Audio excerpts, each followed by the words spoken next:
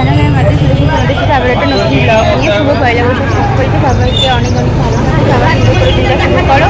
চলো মন্দিরের ভিতরে যাওয়া যায়, কিন্তু প্রচণ্ড ক্লাউড আছে, কথা বলে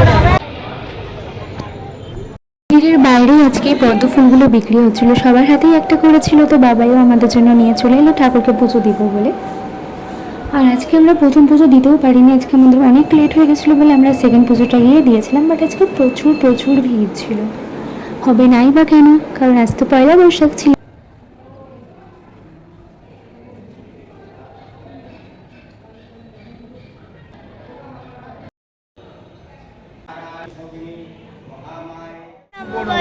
সবাইকে শুভ নববর্ষ, শুভ নববর্ষ, শুভ নববর্ষ, ভালো থাকবা। ওই তো দিয়েছি তো, ভাগ করে তোমাদেরকে দিয়ে দেবে। হ্যাঁ, কত দাম দিয়ে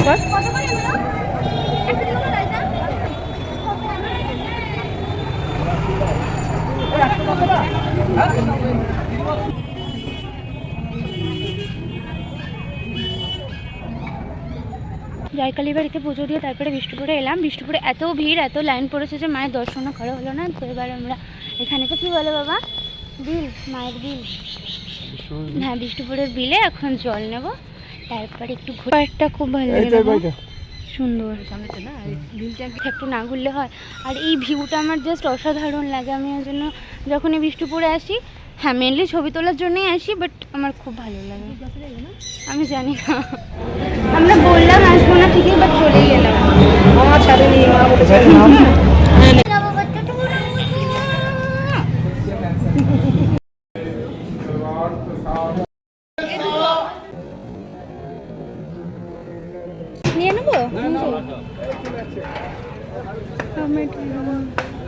আজকে না বলতেই বাবার কাছ থেকে দুটো ফুল গিফটে পেয়ে গেছিলাম, আমার খুব ভালো লেগেছিলো। তারপরে একটু চা খেয়ে নিয়েছিলাম, চাটা না খেলে একদম পাচ্ছিলাম না।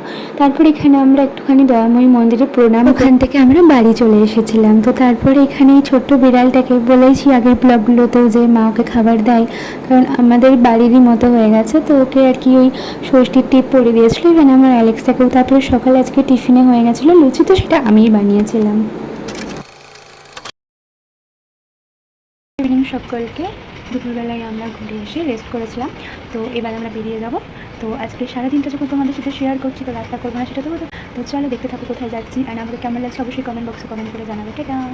সবাই মিলে আমরা আজকে কেটলিতেই মিট করেছিলাম, কারণ অনেকেই লেট করে আসবে এটাই ভেবেছিলাম, বাট আজকে কেউই লেট করে আসেনি, সবাই টাইম মতো চলে এসেছিলো। আর আমাদের আজকের কোনো প্ল্যান ছিল না, এটাই প্ল্যান ছিল যে আমরা একটুখানি বসে খেয়ে বাড়ি চলে আসবো। তো যাই হোক সবাই মিলে প্ল্যান করলো যে আজকে পাপ্পু ধাবা যাবে। তো বাড়ির সাথে প্রতিবার তো বাবা মার সাথেই বেরোনো হয়, বাবা মার সাথেই সাইতে যাই, এবার সবার সাথে বেরিয়ে বেশ ভালো লাগলো।